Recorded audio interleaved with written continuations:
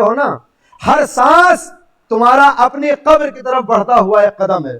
میرے وجود میں اور میری قبر میں ایک فاصلہ ہے. جیسے جیسے سانسیں لی جا رہی ہیں ویسے ویسے ہم قبر کے نزدیک ہو رہے ہیں. زندگی ختم ہو رہی ہے، موت تیزی سے ہماری طرف آ رہی ہے. مگر ہاں، اگر ہم نے ویسے زندگی گزاری ہے جیسے پیغمبر چاہتے ہیں، ہم نے ویسے زندگی گزاری ہے جیسے اہل بیت چاہتے ہیں، تو پھر یہ موت بعد میں آئے گی. موت سے پہلے استقبال کے لیے مولا کائنات آ جائیں گے. یہ ہمارا عقیدہ بھی ہے اور یہ حقیقت بھی ہے. آپ کہیں گے حقیقت کیسے ہے؟ اس لیے کہ موت اس حقیقت کا نام ہے کہ جس کو ہر مذہب اور ہر ملت قبول کرتی ہے. کوئی اللہ کو مانے یا نہ مانے، پیغمبر کو کوئی جانے یا نہ جانے، مگر ہر قوم اور ہر قبیلے کا انسان یہ کہتا ہوا نظر آئے گا کہ موت حق ہے. یہ وہ حقیقت ہے جس کو ہم بیان کرتے ہیں کہ موت حق ہے. وجاءت سکرۃ الموت بالحق، قرآن کریم، کہ جب یہ موت آتی ہے، موت کی غنودگی آتی ہے تو حق اور حقیقت کے ساتھ آتی ہے. اور جب ہم مردے کو قبر میں رکھنے لگتے ہیں تو ہم اس سے کہتے ہیں اسمع افہم، سن لے اور سمجھ لے. سوال یہ پیدا ہوتا ہے کہ اس سے کیوں کہا جا رہا ہے سن لے اور سمجھ لے؟ یہ تو دنیا سے جا چکا ہے. کہنا تو ان سے چاہیے جو قبر کے باہر کھڑے ہوئے ہیں، اسمع افہم، سن لے اور سمجھ لے. امام نے اسی لیے فرمایا تھا کہ جب کسی کے جنازے کو، مولا کائنات فرماتے ہیں کسی کے جنازے کو اپنے شانے پہ حمل کرو تو یہ محسوس کرو تم نے اسے نہیں اٹھایا ہے، وہ تمہیں اپنے شانے پر اس قبرستان میں لے کر آیا تھا. تم نے پروردگار سے کہا میرے اللہ ایک زندگی اور دے دے، اور اب یہ جو زندگی دے گا وہ تیری راہ میں خرچ ہونے والی ہے. اس رحمان خدا نے دوسری زندگی دی، تم قبرستان سے باہر آئے ہو، ایسا محسوس کرو گے تو زندگی کا طریقہ بدل جائے گا. اللہ اکبر، یہ وہ زندگی ہوگی. اب وہ زندگی ہونا چاہیے کہ جس زندگی کی تمنا روز قیامت ہر وہ بندہ کرے گا، اے میرے پروردگار مجھے دنیا میں واپس لوٹا دے. روز قیامت ہم اللہ سے جو باتیں کریں گے، جو ہم شکوے کریں گے، جو تمنائیں کریں گے، ایک تمنا یہ ہوگی میرے پروردگار مجھے دنیا میں واپس کر دے. اور یہ قیامت میں نہیں، آیت کہتی ہے کہ جب آتا ہے ملک الموت تو اب جانے والا ملک الموت سے کہتا ہے مجھے ایک موقع اور دے دے کہ میں پلٹ جاؤں، مگر اب موقع ملنے والا نہیں ہے. عزیزو، اسمع افہم کے بعد ہم کچھ حقیقتیں بیان کرتے ہیں. ختم کر رہا ہوں مجلسوں کو.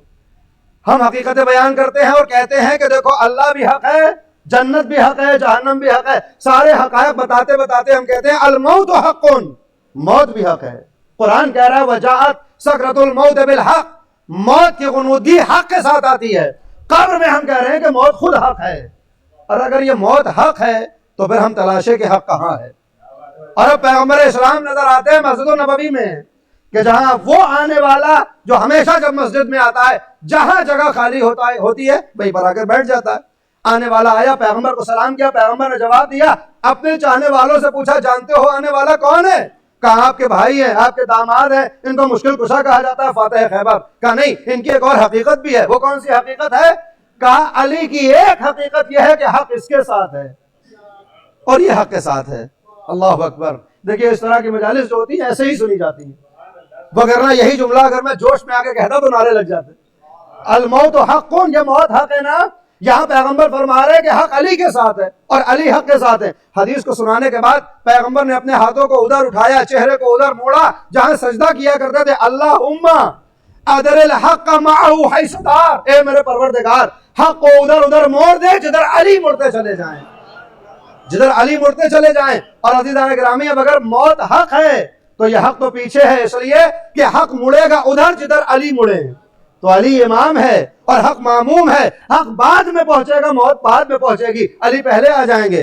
اور ہمارے سامنے تو دلیل میں عبداللہ ابن مسعود کی وہ حدیث موجود ہے کہ جہاں آپ فرماتے ہیں کہ میں پیغمبر کے پاس پہنچا اور میں نے کہا یا رسول اللہ ارنی الحق لانظر الیہ، مجھے ذرا حق کو دکھا دیجئے تاکہ میں اس کی زیارت کر لوں. پیغمبر نے جیسے یہ سنا فرمایا لوجل مخدہ، کمرے اور حجرے میں داخل ہو جاؤ. فوجلت المخدہ، میں جیسے ہی حجرے میں داخل ہوا رأیت شخصا، میں جب کمرے میں داخل ہوا، حجرے میں داخل ہوا تو میں نے وہاں ایک شخص کو دیکھا. کون شخص ہے؟ رأیت علیہ، میں نے علی کو دیکھا.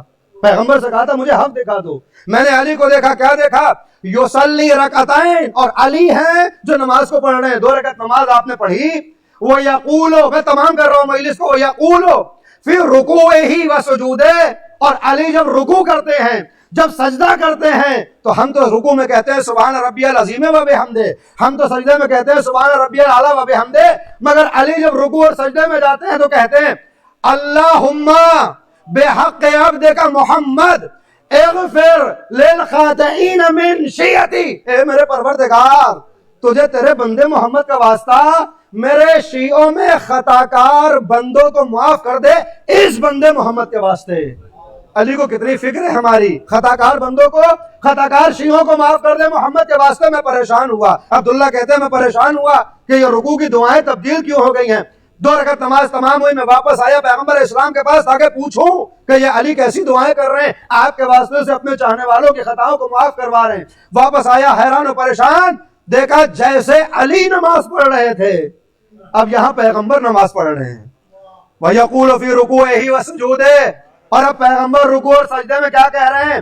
اللہم بحق عبدک علی اغفر للخاطئین من امتی، اے میرے پروردگار تجھے تیرے بندے علی کا واسطہ میری امت کے خطاکاروں کو اس علی کے واسطے سے معاف کر دے، اس علی کے واسطے سے معاف کر دے۔ میں پریشان ہوا، علی محمد کے واسطے سے اپنے چاہنے والوں کو، محمد علی کے واسطے سے اپنی امت کو معاف کروا رہے ہیں، میں پریشان۔ پیغمبر کی نماز تمام ہوئی، میرے چہرے کو پیغمبر نے دیکھا، پوچھا اکفر بعد ایمان، کیا ایمان لانے کے بعد کافر ہونا چاہتے ہو؟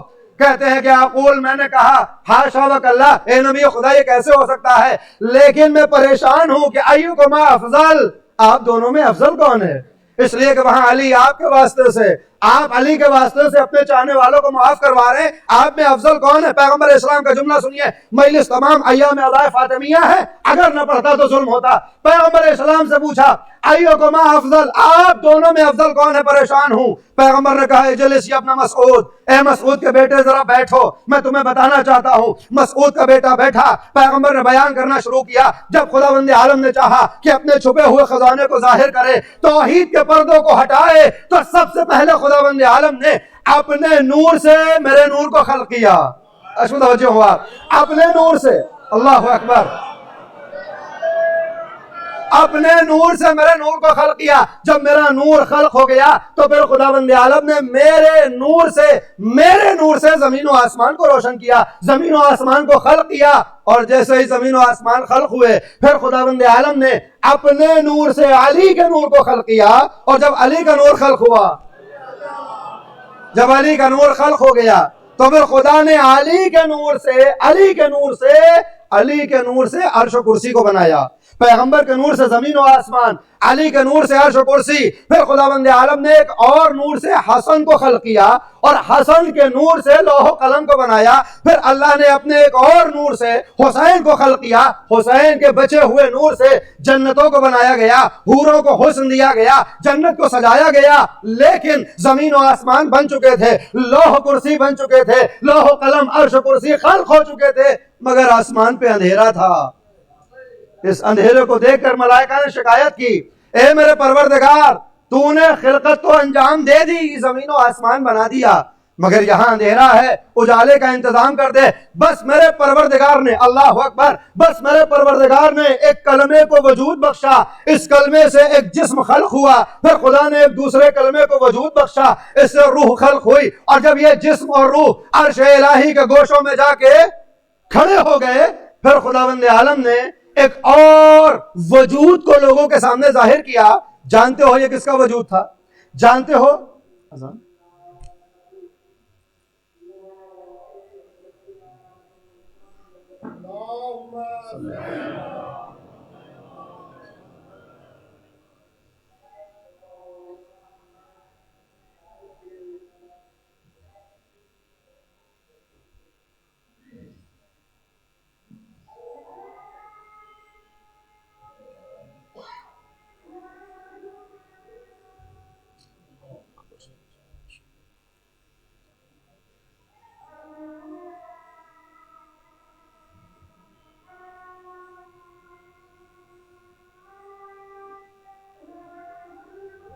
اللہ اکبر جل جلالہ و شانہ۔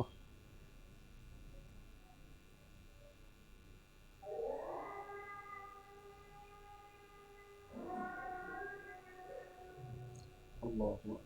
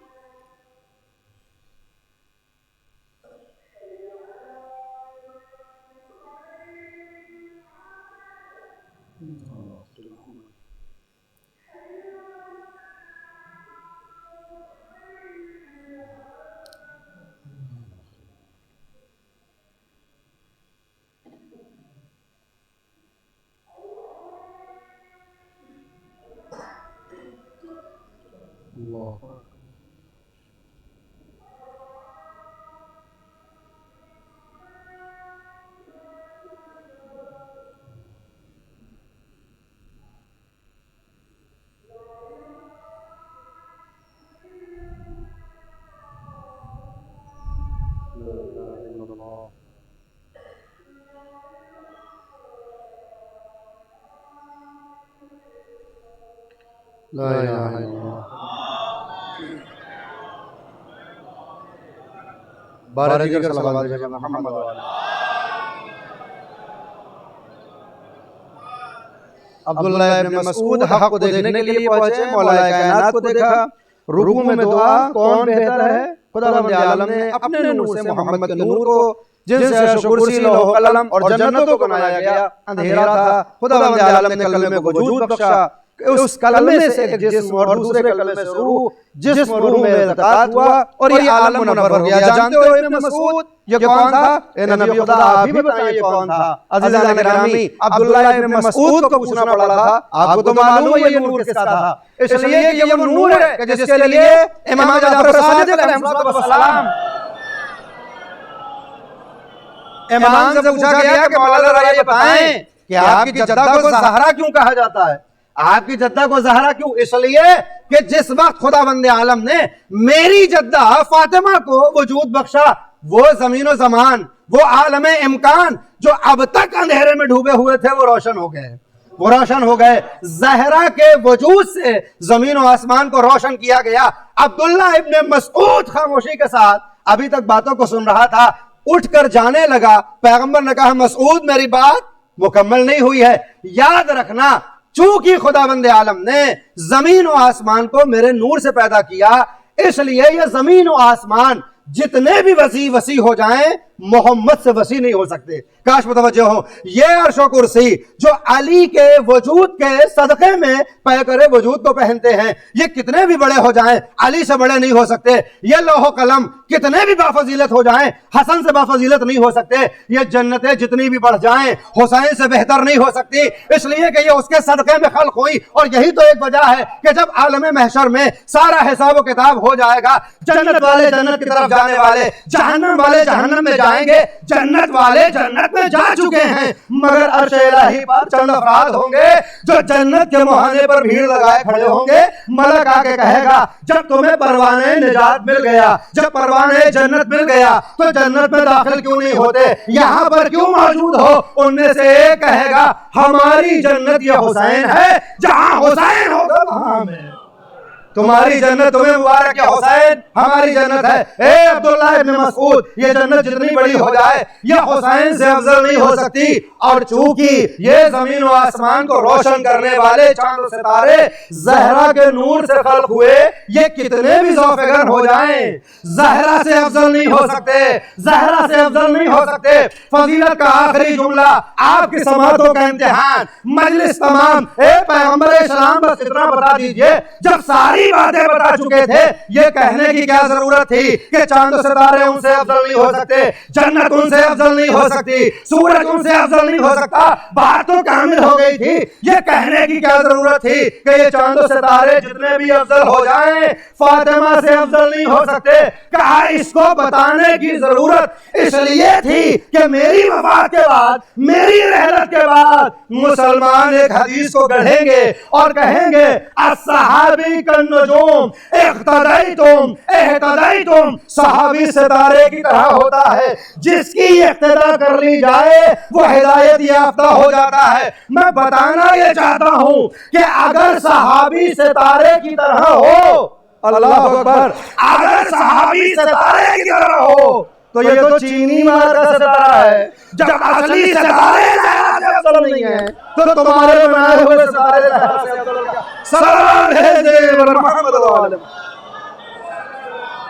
جب یہ چاند و ستارے جو زمین و آسمان کو روشن کریں یہ زہرا سے افضل نہیں ہو سکتے، تو وہ صحابی پیغمبر جس کے کان میں پیغمبر نے آگے کہا تھا کہ ہم نبی نہ وارث بنتے ہیں نہ بناتے ہیں، وہ فاطمہ سے افضل کیسے ہو سکتا ہے؟ لہذا بی بی اس بی بی نے کہ جس کے سائے کو بھی کبھی سورج نے نہ دیکھا ہو، وہ اپنے گھر سے نکل کر آتی ہے اپنے حق کو طلب کرنے کے لیے، وہ حقیقتوں کو آشکار کرنے کے لیے غاصب کے اس غصب فدق کے ساتھ غصب خلافت کے آئینے کو دکھانے کے لیے زہرا دربار میں آ چکی ہیں.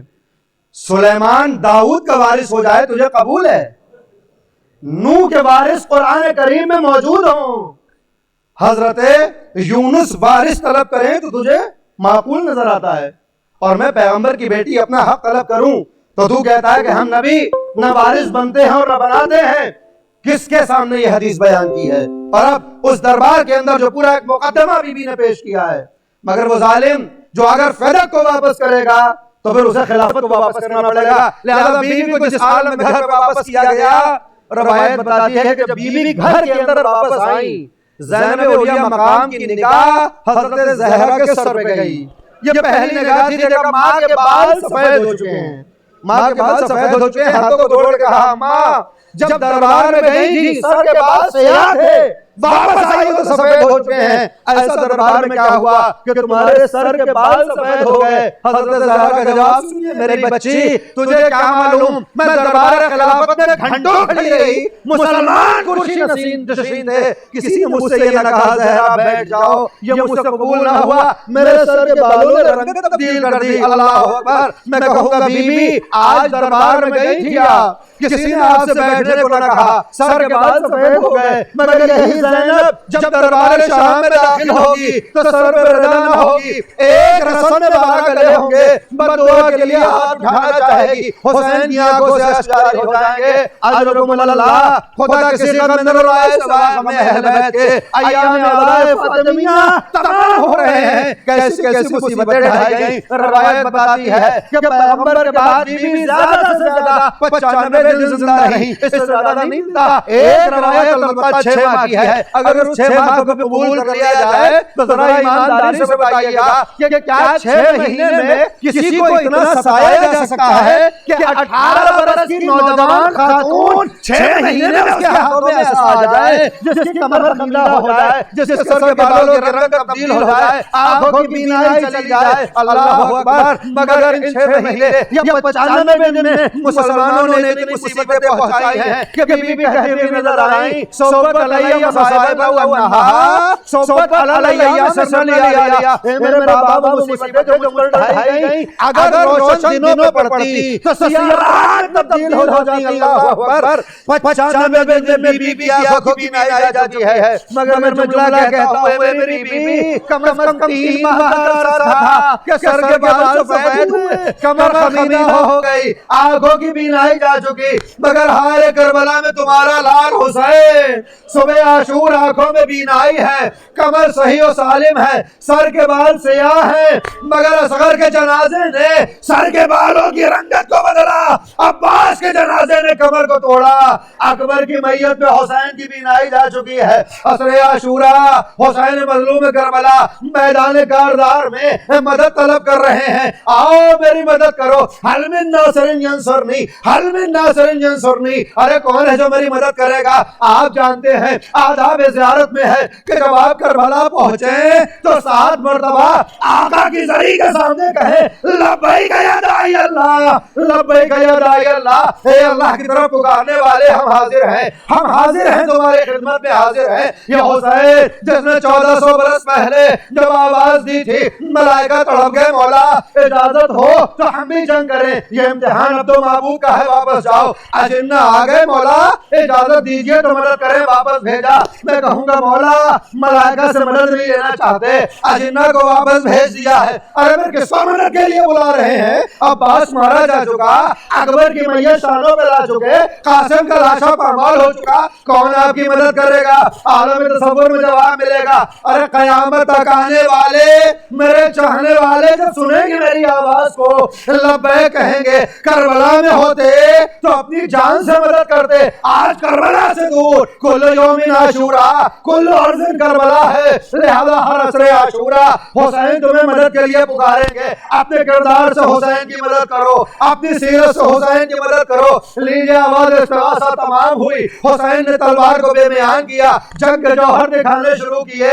ارے وہ فوجیں جو اب تک لڑنا چاہتی تھی دیوار کوفہ سے ٹکرا رہی ہیں، وہ نوبت آئی کہ آواز آتی ہے نفس مطمئنہ اپنے پروردگار کی طرف پلٹا، سجدہ خالق میں حسین کا سر ہے، باقی بھی فوجیں سمٹ رہی ہیں، سر و تن میں جدائی، زمین کربلا پہ زلزلہ، علا قتل الحسین بے کربلا وعلا ذبح الحسین بے کربلا، شام غریبہ کا ہنگام، نال بندی ہو رہی ہے، حسین کے لاشے کو کچلا جائے گا، اصغر کا لاشا پامال ہوگا۔ رات تمام ہوئی، 11 محرم کی صبح نمودار، قافلے کو اسیر بنایا گیا، جوان بیٹے نے ضعیف باپ کے کچلے ہوئے جنازے کو دیکھا، حجت خدا نے حجت خدا کے جنازے کو دیکھا، چہرے کا رنگ متغیر ہو گیا۔ زینب اولیاء مقام نے دیکھا کہیں عبد بیمار کی روح قفس عنصری سے پرواز نہ کر جائے، اپنے آپ کو ناقے سے گرایا۔